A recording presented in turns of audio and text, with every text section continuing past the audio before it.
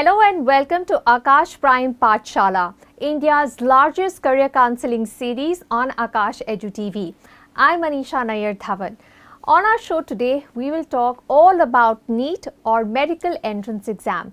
Our experts from Akash Institute have helped many students over decades to dream big, work hard and fulfill their career goals.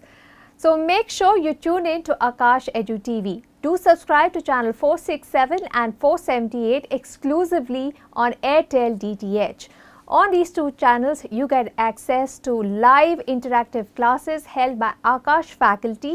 आज के show में हम NEET के बारे में बात करेंगे।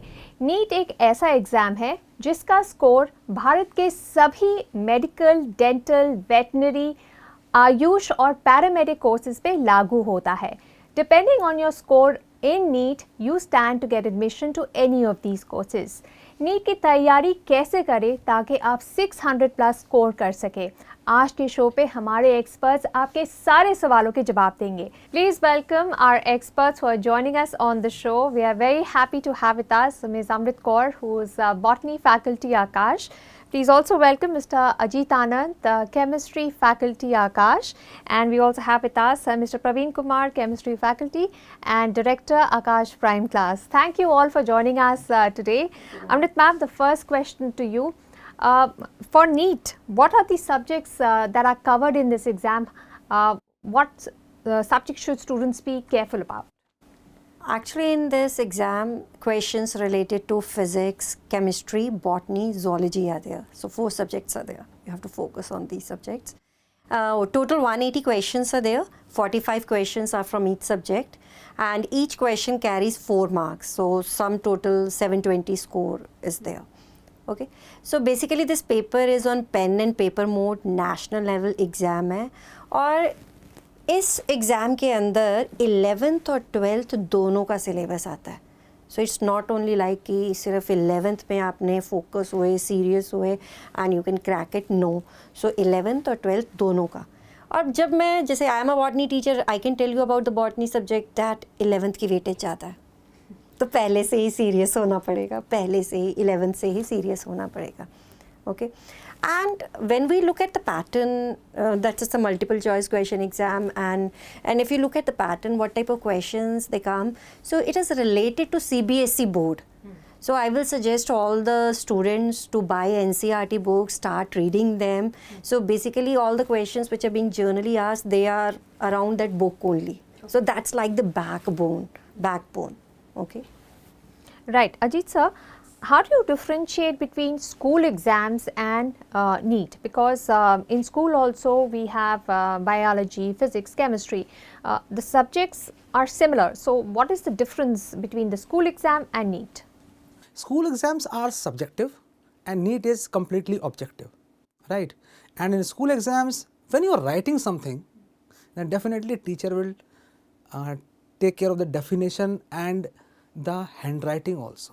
क्या करते हैं स्कूल एग्ज़ाम वाले कि जब वो टेस्ट पेपर चेक करते हैं तो एक तो क्वेश्चंस आसान आते हैं उसमें. They ask the simple questions like definitions and all and simple numericals and there are step wise marking. Step wise marking is there and they give marks on the hand writing also. But when we come to NEET, now this is competitive exam. Nobody care about like how you are solving the question. Nobody is caring about which formula you are putting. The main thing is you should get the correct answer, right? So what is there in the subjective exam is to learn the definition and to just write in the exam to get the marks. But when we talk about the competitive exam, it is like we have to know that core key concept, actually what we are studying. जो हम पढ़ रहे हैं हमने वो लिख तो दिया, उसका मतलब क्या है, एप्लीकेशन क्या है? डेफिनेटली एप्लीकेशन क्या होगा. मतलब if I take a simple example like AMU, atomic mass unit. Generally students study in the 9th class and the 10th class. They learn the definition, they mug up the definition, write in the exam, they get the marks. But in the competitive exam, the applications are there, the numericals are there, and derivation is there, everything is there. For that, what is required? the meaning of that particular topic, that is, whatever be the topic is, the meaning should be very, very clear and it should be crystal clear in the mind. आप कह रहे हो कि ज़्यादा in depth knowledge होनी चाहिए. In-depth analysis of each topic. And that in-depth analysis of each topic, student can do by reading the lines of NCERT word by word. Okay, तो next question जो मेरे पास आपके लिए ये है कि स्टूडेंट कैसे प्रिपेयर करे कि 600 प्लस नीट में आए. His basics should be very, very clear. First of all, basic means जैसे मैंने आपको पहले बताया कि वो जो पढ़ रहा है उसको ये तो पता है कि वो क्यों पढ़ रहा है, क्योंकि उसको मार्क्स लाने हैं. क्या पढ़ रहा है? For example, I'm taking a simple example, that is natural number. Everybody knows that natural number starts from 1. It's 1, 2, 3, 4, 5, 6. But what are natural numbers? ये तो बुक्स में लिखा ही नहीं होता.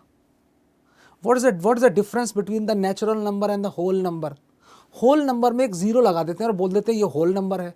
अरे भाई डिफरेंस तो बता दो. डिफरेंस क्या है मैं आपको बताता हूँ. Natural number means it comes from nature. Nature में ज़ीरो नहीं होता है. फॉर एग्जाम्पल, ये एक कप है, second cup, third cup, fourth cup. मैं ऐसे नहीं बोल सकता ये ज़ीरो कप है. So natural number starts from 1 because counting starts from 1. And whole number means if you want to count everything we have to include the zero because 9 के बाद 10 आएगा और 10 में ज़ीरो होगा. So this concept should be very, very clear. Praveen sir, Amrit ma'am said कि इस NEET में exam में 11th का सिलेबस भी आता है. तो फिर नीट के लिए कब हम, when do we start studying? After class 11 should we start revising class 11th? When we are starting class 12th, when do you start? I think it's a very good and very valid question. If you are choosing to be a doctor and you know that exam like NEET is there in front of you, so the right start point needs to be defined. But before I define the start point, I also would like to tell the students that it is not only about coverage of syllabus. There are in total 99 chapters. Physics, chemistry, botany, zoology, cumulative, there are 99 chapters, right? Which you have to complete in 2 years. But if you think yeah 99 chapters हमने पूरा पढ़ लिया and we are able to crack NEET, no, it is not going to be like that. Why? See, over here, as I said earlier, you have to answer a question within 1 minute. उसको पढ़ना है, analyze करना है, उसका answer देना है. If it's a numerical, you have to solve it, then fill up the bubble also within 1 minute. So this time stress is very, very, very important to handle. और ये पहले दिन से नहीं आता है.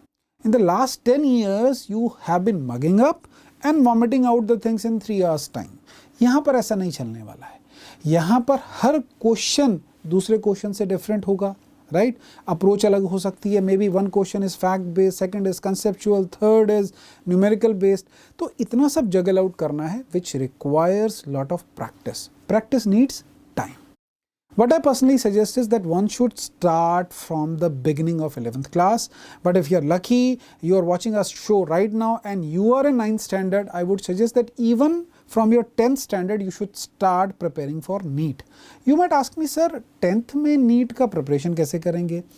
See, as I said, it's not the chapters. You can also start with objective question. How to solve the questions quickly. How to have a disciplined approach of study. How to make your timetable properly. ये सारी qualities आपको as a doctor required होती हैं. So you can start with this. It is not only a subject preparation. It is a, it's like, it's a lifestyle of yours. तो आप उस बारे में सोचना शुरू कर दीजिए. Ideally, अगर आप को पहले अटेम्प्ट में नीट में अच्छा स्कोर लाना है, you are really serious about 600 plus, I would strongly suggest that you should start with your 11th class. और जल्दी शुरू करेंगे और बेटर है, but 11th is a must. उसके बाद आप करेंगे तो थोड़ा लेट हो जाता है. All right, Amrit ma'am, so Praveen sir has told us what's the importance of starting early, but there is obviously a method to the madness as well, right? कोई तरीका भी होगा कैसे प्रिपेयर करें नीट के लिए? नीट को प्रिपेयर करने के लिए एक तो हमारे पास रिसोर्सेज होने चाहिए, मतलब अच्छी किताबें होनी चाहिए, देन गुड टीचर्स होने चाहिए, मेंटर्स होने चाहिए, और सबसे बड़ी बात मन होना चाहिए. हाँ, मुझे उस गोल पे पहुंचना है, मुझे वो क्रैक करना है. तो ये सारी चीज़ें का मिक्सचर होगा तो फिर सक्सेस है। किताबों की बात करें, किताबें क्या ऐसा थोड़ी है कि बहुत ज़्यादा किताबें, ये लाइब्रेरी छाननी है, वो लाइब्रेरी छाननी है, सब कुछ भी नहीं है। NCERT, स्केलेटन, बेस, ठीक है। और इसके अलावा जैसे बच्चों का ये एक बड़ा रेलिवेंट क्वेश्चन है, मैम NCERT इनफ है? NCERT प्लस लास्ट 10 ईयर्स में कोई ऐसे क्वेश्चंस आए हैं जो NCERT की बाउंड्री से बाहर हैं, ठीक है। कुछ ऐसे टॉपिक्स हैं, उनको पिन पॉइंट कर लेना है, उन टॉपिक से रिलेटेड जो क्वेश्चंस हैं वो करने हैं, बस यही मटेरियल चाहिए। पर ये जो मटेरियल है इसको बार बार पढ़ना है, बार बार, क्योंकि जो हम ट्रेंड देख रहे हैं कि हाँ क्वेश्चन पेपर जो आ रहा है वो NCERT बेस्ड है, ठीक है, फिर जिसकी वजह से कट ऑफ बहुत ज़्यादा जा रही है। तो उसकी वजह से आपको क्या चाहिए? एक्यूरेसी है, मतलब सिली मिस्टेक्स नहीं होनी चाहिए। क्यों सिली मिस्टेक के नेगेटिव मार्क्स होते हैं? नेगेटिव मार्किंग तो है ही इस एग्ज़ाम में, नेगेटिव मार्किंग, ठीक है। तो सिली मिस्टेक्स कम करनी है। कैसे सिली मिस्टेक कम कर सकते हैं? परफेक्शन कैसे आएगी? जब किसी चीज़ को आप बार बार करोगे। मैं चाहती हूँ कि जैसे मैं अच्छा केक बनाऊँ, कैसे? मैंने बहुत बार पहले बनाया होगा, अगर बहुत बार, तो फिर सिली मिस्टेक, कोई गलती होने का चांस नहीं होता। तो वही है कि प्रैक्टिस। NCERT बैकबोन है, तो NCERT को पढ़ना कैसे है? जैसे बॉटनी में एक चैप्टर है मॉर्फोलॉजी ऑफ फ्लावरिंग प्लांट्स। तो मॉर्फोलॉजी में we talk about plant, stem, root, leaves, flowers. मतलब वो चैप्टर पढ़ा स्टार्ट करने से पहले बच्चे मैम इसको याद कैसे करना है, तो याद कैसे करना है। तो अनीशा मैम एक्चुअली बॉटनी में तो लर्निंग बहुत है ना, मगिंग बहुत है, आपको चीज़ों को याद करना है। इवन जोलॉजी में भी है, और बॉटनी और जोलॉजी के मार्क्स मिला के कितने 360 हैं। तो इसका मतलब कोई स्ट्रैटेजी तो होनी चाहिए, कोई तरीका तो होना ही चाहिए। तो वो तरीका जैसे बॉटनी में वो जो चैप्टर मॉर्फोलॉजी है उसको आप अपनी डेली लाइफ से रिलेट करो। सो लेट्स से कि आज मैंने आलू गोभी की सब्जी बनाई है। तो आलू बिलोंग करता है सोलानेसी फैमिली को, गोभी ब्रासिकेसी फैमिली को। तो जब ये आप नाम अपनी डेली लाइफ में, डेली रूटीन में लेके आएंगे ना, तो फन लर्निंग हो जाएगा, आराम से याद हो जाएंगे। तो मैं तो क्लास में जब ये पढ़ाती हूँ ना मॉर्फोलॉजी में, सारे बच्चे कहते हैं आज लंच पे क्या लेके आए थे, साइंटिफिक मैनर में बताना है भाई, तो उनको भी याद होगा, सारे बच्चे जो हैं वो भी याद करेंगे। तो एवरी डे ये प्रैक्टिस होगी तो मॉर्फो फिर कहाँ मुश्किल है भाई, आसान है, बहुत आसान है। एक ये तरीका है, ठीक है। और क्या तरीका हो सकता है? और टेबल्स होते हैं, निमोनिक्स होते हैं, कितने मतलब टेबल, निमोनिक्स, इन सब से भी आप अच्छे से याद कर सकते हो। अच्छा आप सोचो बचपन में जैसे हम वो ना पंचतंत्र की स्टोरीज नहीं पढ़ते होते थे, सही से बोलो, याद है सबको वो स्टोरी, वो कछुए और खरगोश वाली? मैं कह रही हूँ 100% सारे लोग कहेंगे याद है। तो जब आप किसी भी टॉपिक को एक स्टोरी में चेंज कर देते हो ना, स्टोरी में, वो कहते हैं वो इम्प्रिंट हो जाती है, लॉन्ग टर्म मेमोरी में चली जाती है। Try it. और अगर आपको कोई दिक्कत आती है, चैट बॉक्स पे लिखे, हम जवाब देंगे उसको कि कैसे आप स्टोरी बना सकते हैं, एग्जाम्पल्स देंगे आपको, ठीक है। और इसके अलावा when you are making notes, देखो नोट्स अपने हाथ से लिखने बहुत ज़रूरी हैं, क्योंकि जब आप कोई चीज़ अपने हाथ से लिख लेते हो ना, उसको याद रहने की टेंडेंसी ज़्यादा रहती है। ट्राई इट, लिखोगे, बार बार लिखोगे, ठीक है, तो उससे आपको याद रहने की टेंडेंसी ज़्यादा हो जाएगी। और नोट्स में भी ये देखो, ये ट्राई करना, कहते किसी पेज पे आपने कुछ लिखा, कहते जो फर्स्ट लिखा और लास्ट लिखा वो ज़्यादा याद रहता है।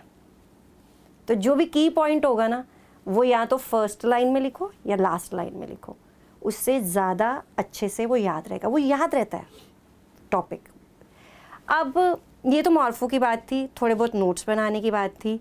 अब कुछ टॉपिक तो बॉटनी में डिफ़िकल्ट है, कॉन्सेप्चुअल है, जैसे फिजियोलॉजी में सबसे भारी भरकम टॉपिक कौन सा है?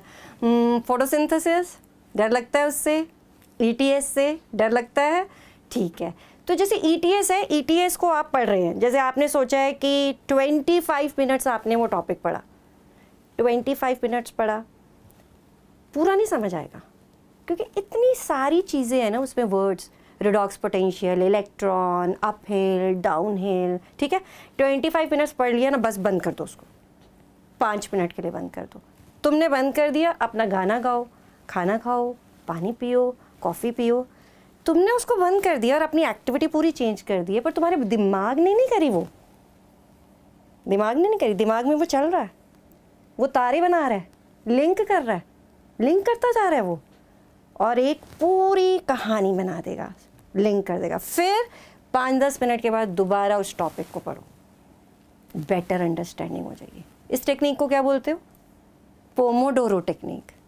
पोमोडोरो, स्टडी इन चंक्स में कहते हैं कि कोई भी चीज़, हम ना कोई कंप्लीट टास्क होती है ना जो हमने करी दिन में, वो हमारा माइंड रिटेन नहीं रखता। If you break it down, incomplete task होती है ना, वो ज़्यादा रिटेन रखता है। तो कभी भी स्ट्रेच में कोई चीज़ नहीं करनी चाहिए, चंक्स में करनी चाहिए। It's known as pomodoro technique, very successful.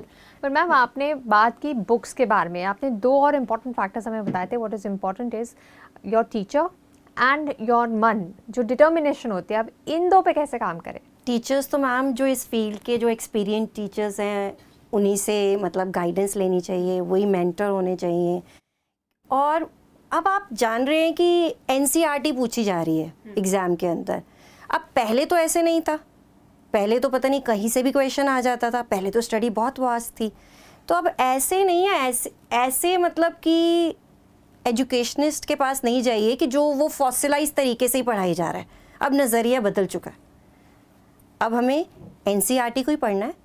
पर ऑब्वियसली है, खुद पढ़ोगे तो नहीं क्रैक कर सकते नीट, मेंटर की ज़रूरत है, क्योंकि उसको पता है कि कहाँ से क्वेश्चन बनेगा, इस पूरी NCERT में से कहाँ से बन सकता है। वो बार बार बोलेगा, बार बार रटवाएगा, तब जाके परफेक्शन आएगी। So that is also integral part. Pattern changes are also there. Pattern changes are there, every year pattern changes are there.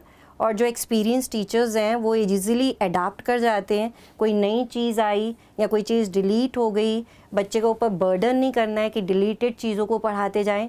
Focus बहुत ज़रूरी है। एंड देन सबसे बड़ी बात, मन होना चाहिए।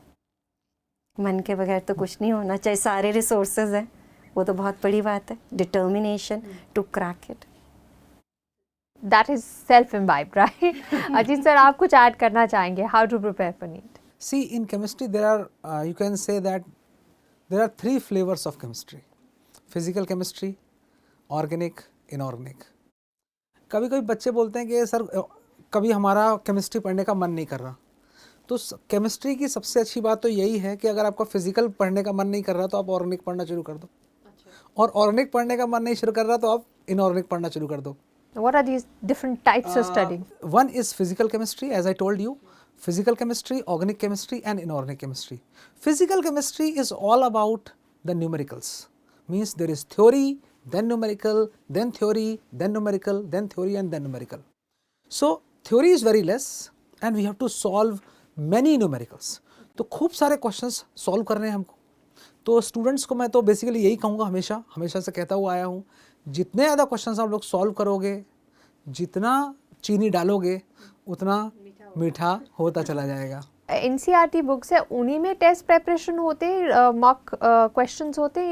Where do you get this practice from? Now, there is a thing that there is a way, there is a method to study. If I talk about the physical chemistry, वहाँ मुझे पक्का मालूम है कि यहाँ तो बेटा न्यूमेरिकल करने हैं मुझे। So what student do? The most common mistake the student commit is, एक चैप्टर पढ़ा, उससे क्वेश्चन सॉल्व किए, 2 दिन में जी साफ क्वेश्चन करके हमें ख़त्म कर दिए कि हमारा ये चैप्टर कंप्लीट हो गया। Now this is the worst way to do physical chemistry. Why? जब आप क्वेश्चंस को लेके बैठोगे एग्जाम में, there you will not have the time, you have to solve the question, means the average time is you have to solve one question in 1 minute, और वो 1 question 1 minute में नहीं हो पाएगा वहाँ पर। So what you have to do when you are studying and when you are solving those questions, you have to assume that you are solving the NEET paper. जब आप घर से ही नीट पेपर की तैयारी शुरू कर दोगे, मतलब अगर आपके पास 100 क्वेश्चंस हैं किसी किताब के अंदर and they are objective, right? So सुन रहे हो ना सब लोग? If they are objective questions and if you are solving those question, what you have to do, just take 20 questions, सामने घड़ी रख लो, 20 मिनट के अंदर 20 क्वेश्चन मुझे सॉल्व करने हैं। 20 मिनट के अंदर जब आप क्वेश्चन सॉल्व करोगे, in that time you will come to know that oh my god, this question I have never studied about this question, this is very long, I can't do that in 1 minute। फिर क्या होगा, आपको एहसास होगा अरे 20 minute के अंदर तो सिर्फ 16 ही क्वेश्चन कर पाया मैं। उसके बाद फिर बचे 4 क्वेश्चन जो आप नहीं कर पाए, आपने पीछे से आंसर मिला लिए। Now out of those 20 questions you are able to solve 16 questions, that is 80% marks you have got. That's very good, wonderful. But what about those 4 questions? अब उस 4 questions में कुछ questions ऐसे होंगे, 1 या 2 क्वेश्चन जो आपने कभी देखे भी नहीं होंगे। ये तो नया कंसेप्ट है आपके लिए, वो आपको सीखना है, नंबर 1 बात। नंबर 2, एक क्वेश्चन ऐसा होगा जो बहुत लंबा होगा, इसलिए आपने छोड़ दिया। एक क्वेश्चन ऐसा होगा जो आपको आता तो था, आपने सॉल्व किया, लेकिन लास्ट में 2 से डिवाइड करना था, वो भूल गए सॉल्व करना, इसलिए गलत हो गया। So when you will do this solution of the objective questions in a pressure cooker situation, in that case you will come to know that what pressure will be there on you when you will solve the questions in NEET। तब आपको physical chemistry की असली मतलब समझ में आएगा। ऐसा नहीं कि मतलब आपने 50 क्वेश्चन किए, कितने दिन में लगाए, 2 दिन में। मतलब टीचर ने क्या बोला, मंडे को हमारी क्लास थी, टीचर ने मंडे को हमें पढ़ाया था, अब मेरी क्लास फ्राइडे को होगी तो मैं आराम से एक एक करके क्वेश्चन, ना बिल्कुल नहीं। ऐसा अगर आप करोगे तो आपके मार्क्स फिजिकल केमिस्ट्री में तो आने ही नहीं वाले। तो जो मैंने तरीका बताया आपको, घड़ी सामने रखो, 20 मिनट में 20 क्वेश्चन, उसके बाद फिर ऐसा नहीं कि 20 मिनट में 20 ही क्वेश्चन करते जाओगे, 20 मिनट में 25 क्वेश्चन, फिर 20 मिनट में 30 क्वेश्चन। अब आप बोलोगे 20 में 30 कैसे हो सकते हैं? यहाँ अगर करोगे 20 में 25, वहाँ पर 20 में 15 करोगे तब जाके। आई बात समझ में? Right. So this is all about the physical chemistry. And if we talk about the inorganic chemistry. The inorganic chemistry is all about, like people say that this does not have any basics or any way to learn that, because it's all information based, right? तो उसका सबसे अच्छा तरीका क्या है, जब भी आप किसी inorganic chemistry का चैप्टर स्टार्ट करो, first you will see that there is a table given, whether it is chapter is hydrogen or S block or P block, any chapter. In that there will be a table in which the exact real data, the experimental data is given. What data is that? Radius, ionization energy, electron affinity, right? And density, melting point, boiling point, और इन सब के trends आप लोग periodicity वाले chapter में पढ़ते हो। अब मुझे लगा कि if I talk about the S block element and the group number 1, मुझे लगा electronegativity will decrease down the group, सबको मालूम है। When you will see that electronegativity from lithium to cesium, definitely it will decrease down the group, but electronegativity of potassium is equal to rubidium। चाहो तो अभी check कर लो अपनी किताब खोलकर, राइट? और अगर ऐसा है, इसका मतलब ये एक्सेप्शन हो गया। अगर ये एक्सेप्शन है, इस पे सर्किल लगा लो, यहीं से क्वेश्चन आएगा।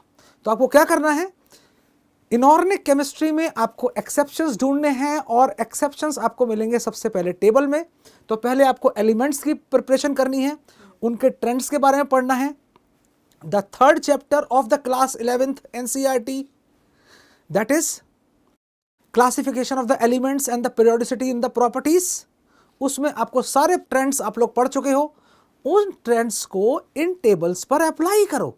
और एप्लीकेशन के बाद अगर आपको वो रिजल्ट नहीं मिलता है, इसका मतलब वहाँ पर एक्सेप्शन है।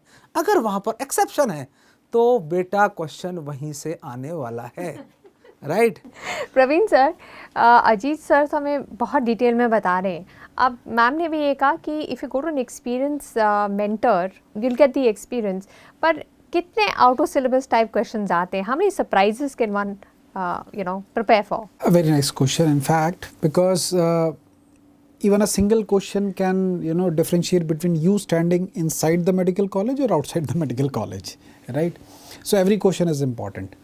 देखिए, in general if you see, in fact I would like to bifurcate it over here. When you're talking about biology, the total marks is 360. You will see that an average student is getting 320 plus, so which means it is highly competitive. Biology is a subject where you can get 360 out of 360, right? Less surprises are there in biology, but yes, extensive study is required. Okay. In case of chemistry, yes, they pop up some surprises specifically from inorganic chemistry portion. right? So as sir is explaining you in detail, it is very important that you learn up all those things.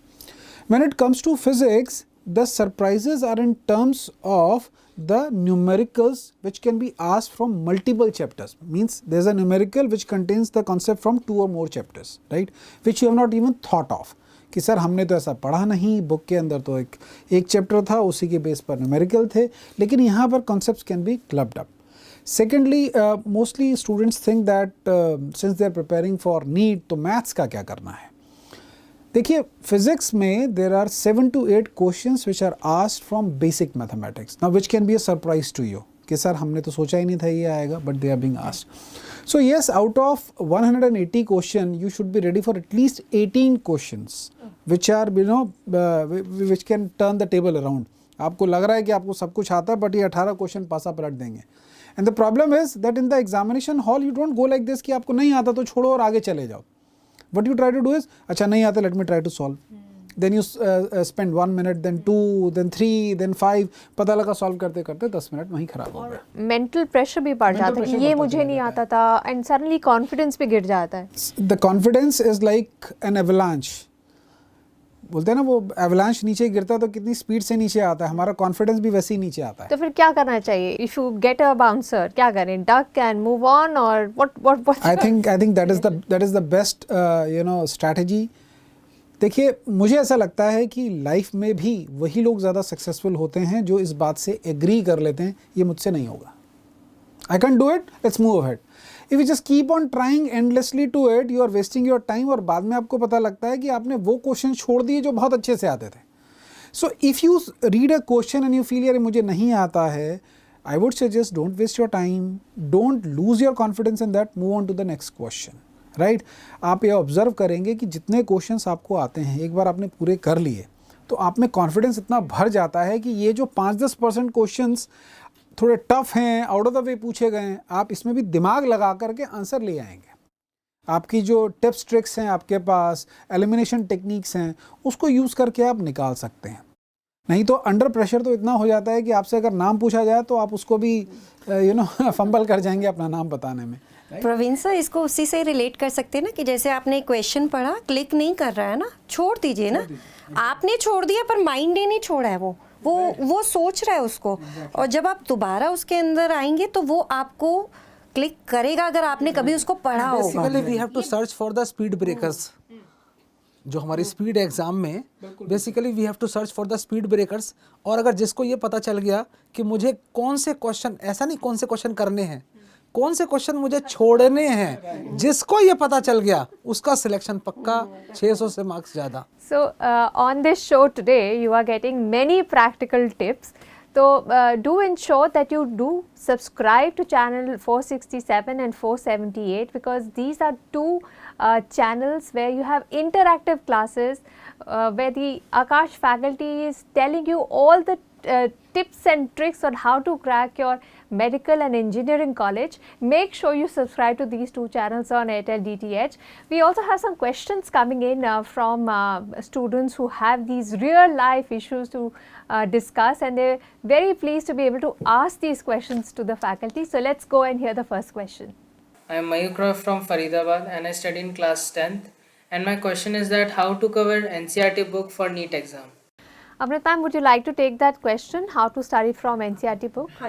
Okay बच्चा, मैंने ना अभी थोड़ी देर पहले ही NCERT की importance बताई है, थोड़ी सी ट्रिक्स बताई हैं, तो अब मैं और बात बताती हूँ आपको. जब NCERT पढ़ने के लिए ना एक ये भी तरीका यूज़ कर सकते हो.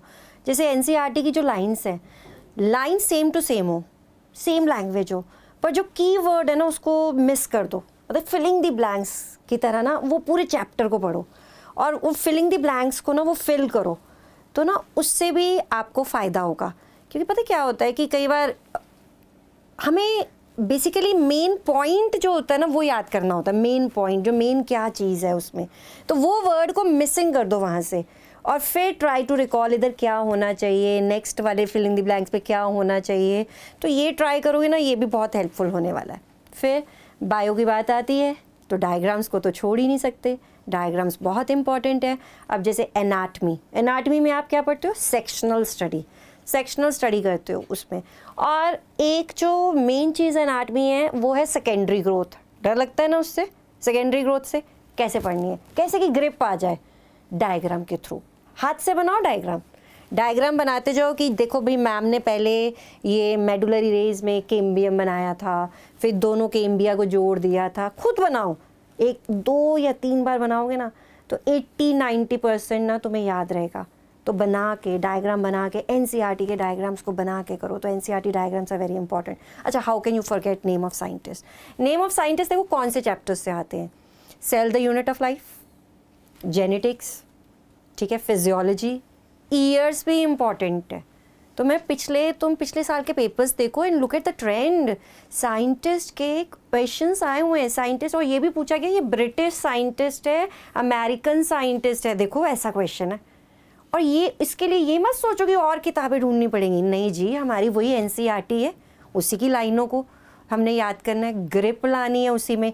कैसे आएगी? डरना थोड़ी है, एक ही चीज़ को बार बार पढ़ते जाना है, ठीक है, और स्ट्रॉन्ग ग्रिप आ जाएगी। ये टेक्निक्स को हमने यूज़ करना है, इस टेक्निक्स को, उससे आएगी ग्रिप, ठीक है। फिर अपने नोट्स, जैसे एक मॉर्फोलॉजी चैप्टर याद कर लिया। अब जैसे अभी सर ने बताया था कि 90 से ज़्यादा चैप्टर हैं अगर आपको नीट में रिवाइज़ करने हैं, 90 से ज़्यादा चैप्टर। और अब मॉर्फोलॉजी तो उसमें से एक चैप्टर है, तो मतलब 100% में से वो तो 1% ही है। और वो 1% चैप्टर में भी एनसीईआरटी में कितने पेज है? 10 पेज है। जब तुमने नोट्स बनाने हैं तो एक चैप्टर का 1 पेज बनाना है, और वो पेज जो होगा वो अपने वहाँ पर जहाँ पे स्टडी करते हो वहाँ पे लगा देना है। 1 पेज मतलब 1%, ठीक है। तो वो पूरा सारा ओवरव्यू ना एक सामने होना चाहिए। देखो एक दिन में नहीं होने वाला है, बार बार करोगे तो ये हो जाएगा। बच्चे 11th से स्टार्ट करते हैं, 12th के एंड तक यहाँ तक पहुँचा देते हैं उनको। हर साल ऐसा करते हैं, बच्चे कितनी अच्छी रैंक्स लेते हैं, ठीक है। तो this is how you can study NCERT. Even जो क्वेश्चंस हैं at the back of NCERT वो बहुत इंपॉर्टेंट है, उन क्वेश्चंस को ज़रूर करना, ठीक है। और जो अंदर चैप्टर के अंदर क्वेश्चंस हैं उन क्वेश्चंस को भी करना है। उन क्वेश्चंस के आंसर्स नहीं दिए हुए हैं and they are tricky questions, some of the questions they are really very tricky, they are good. तो आप बाकी बच्चों से आगे कैसे निकल सकते हो? तो हर बच्चे को नहीं ये पता होता कि ये क्वेश्चंस जो है ये भी इंपॉर्टेंट है, ये भी करने होते हैं। तो आप वो क्वेश्चंस करेंगे तो उससे आपका फ़ायदा होगा। ओके, नाउ सबने एनसीईआरटी एग्जाम्पलर के बारे में सुना होगा। एनसीईआरटी एग्जाम्पलर जो है उसके अंदर ऑब्जेक्टिव क्वेश्चंस हैं, इवन सब्जेक्टिव क्वेश्चंस भी हैं। ऑब्जेक्टिव क्वेश्चंस ऐसे हैं जो कि एनसीईआरटी की बाउंड्री से बाहर भी हैं, थोड़े से बाहर भी हैं। तो जो हमारी प्रिपरेशन होगी ना वो एनसीईआरटी प्लस वो questions plus all India PMT में जो क्वेश्चंस आए हुए हैं, पहले इसका नाम ऑल इंडिया पीएमटी था, तो जो क्वेश्चंस आए हुए हैं which are not there in the NCERT ना, वो भी हमारे को टॉपिक्स आने चाहिए। तो ये कैसे आएंगे, कैसे पता चलेगा कि इस पर्टिकुलर टॉपिक में ये जो है वो एनसीईआरटी से बाहर आता है? तो उसमें मेंटोर का बहुत बड़ा रोल है कि आपने आपका कौन सा टीचर है, कौन है, एक्सपर्ट्स कौन है, तो वो हेल्प करेंगे, ठीक है। All right, so I hope that answers your question. Ma'am ने आपको काफ़ी सारे टिप्स और ट्रिक्स बताए हैं कि एनसीईआरटी को बेस्ट यूज़ कैसे कर सकते हैं नीट के लिए. Let's go and hear another question coming in from a student. Hi, this is Manisha Wist and I am from Almora, Uttarakhand. I am studying in class 12th and my question is how to prioritize subjects for NEET. Thank you. How to prioritize subjects for NEET. Praveen sir, आपने हमें बताया कि biology और zoology काफ़ी ज़्यादा scoring है और उनका वेटेज भी ज़्यादा है, तो फिर उसी से शुरू करें, how to prioritize the subjects for NEET. देखिए, 2 चीज़ें हैं इसमें. पहला तो ये है कि how to prioritize your study based on the subject, and second, while you are appearing in the exam, which subject you should start with. In both the cases, I would say that biology should be your first choice. First choice. When you are studying at home, when you are appearing in the NEET exam, start with biology. Even if you are or you consider yourself to be the father of Einstein or Newton, please do physics at the last, right? Don't try to show your strength in the examination hall.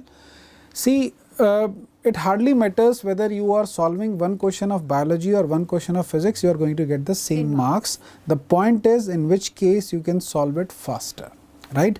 So if in biology you are able to solve it faster because there are no calculations, you are not going to draw any diagram in that, right? You don't have to remember some sin theta, cos theta, right? It's always faster to solve the questions of biology. So that is priority number 1.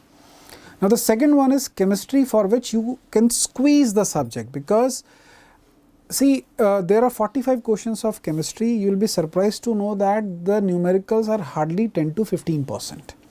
So most of the question are either fact or concept based. So again you will be able to solve them faster, and thereby you can have 45 minutes to 1 hour for physics in the exam, which you can solve at ease. If you follow this particular pattern, surely you will be able to get 600 plus marks. In fact, nowadays people are getting 720 out of 720, right?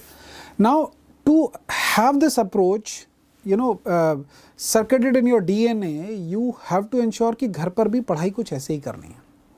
Biology को आप time देंगे, फिर chemistry को time देंगे, physics में जितने numericals आप solve कर सकते हैं, जितने न्यूमेरिकल्स आप सॉल्व कर सकते हैं वो करिए। बट प्लीज़ एक बात, जैसे कि मैम ने भी बोला है, सर ने भी बोला है, please don't pick up hundreds of books. बहुत सारी बुक्स अवेलेबल है मार्केट के अंदर, right? You start with NCERT first, एक बार उसको पूरा ख़त्म कर लें, राइट? किसी भी इंस्टीट्यूट का जो स्टडी मटेरियल लिया है आपने उसको पिक किया, उसको पहले पूरा ख़त्म कर लें, 2-3 बार उसको रिवाइज़ कर लें, पिछले 10 सालों के क्वेश्चन सॉल्व कर लें। अगर उसके बाद हिम्मत और टाइम बचता है तो आप कुछ पिक कर सकते हैं। Otherwise it's always biology, chemistry and physics. That is how you should be picking it up. So that was quite straightforward and actually a very beneficial tip on how to go about preparing for your NEET and really helpful. Let's now see another question that is coming from a student.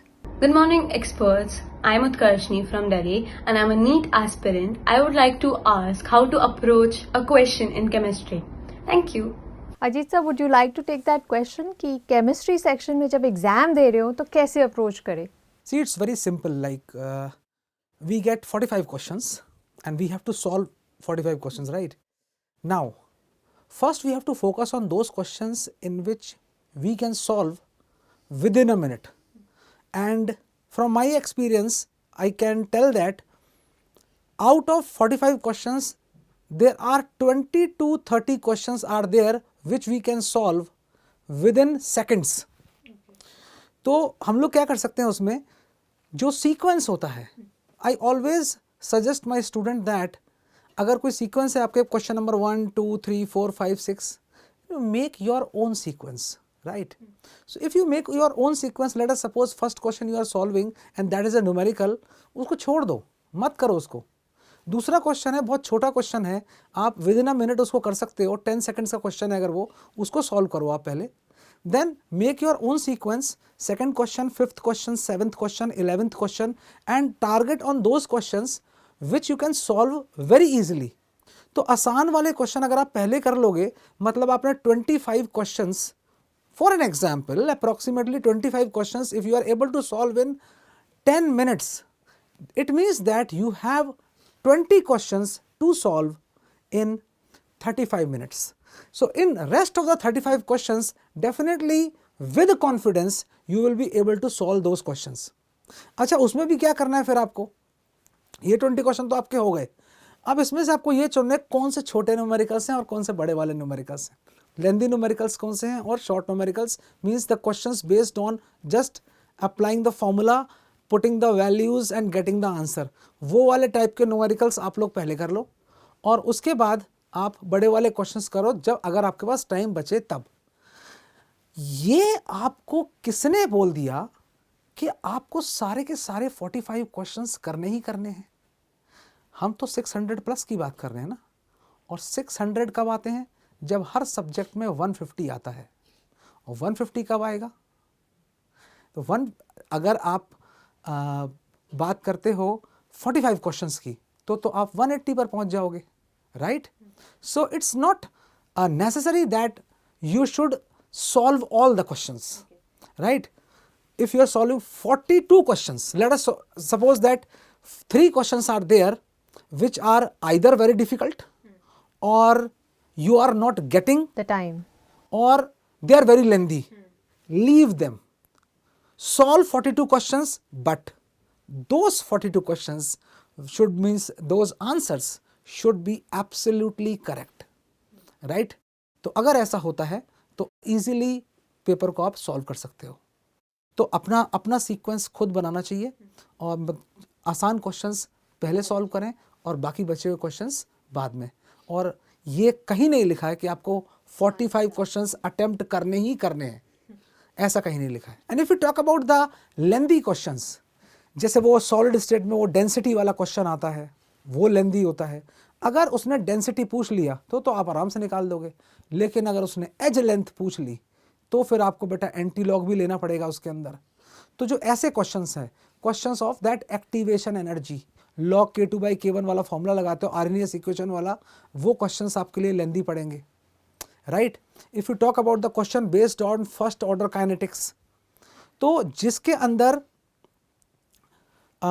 Exponential term include है, in general what I have seen that students उन question को जल्दबाजी में करने की कोशिश करते हैं और टाइम ज़्यादा वेस्ट करके गलत भी कर देते हैं. जैसा सर ने बताया, पहले 1 मिनट में हमको क्या लगता है कि हम बिल्कुल सही जा रहे हैं, फिर जब 2 मिनट तक उसका आंसर नहीं निकलता है तब हमारे हाथ पैर फूलना शुरू हो जाते हैं कि अरे यार 2 मिनट हो गए, अब ना उस क्वेश्चन को हम कर सकते हैं ना उस क्वेश्चन को छोड़ सकते हैं. क्यों?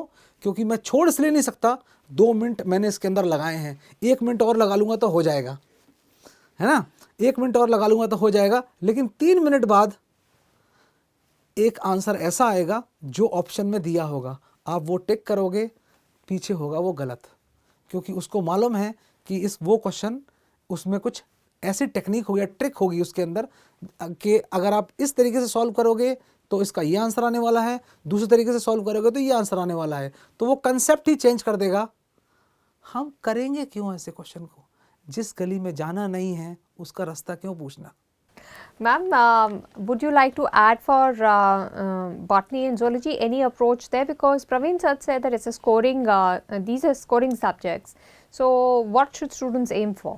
मैम एक्चुअली 360 ऑन 360 आ जाएं तो अच्छी बात है, बट व्हाट आई सी कि पेपर में कुछ सरप्राइजेस हो सकते हैं, कुछ ऐसे क्वेश्चंस हो सकते हैं कि जो मतलब कभी पढ़े ही नहीं हो, बेसिकली 1 या 2, 1 मान लो जैसे.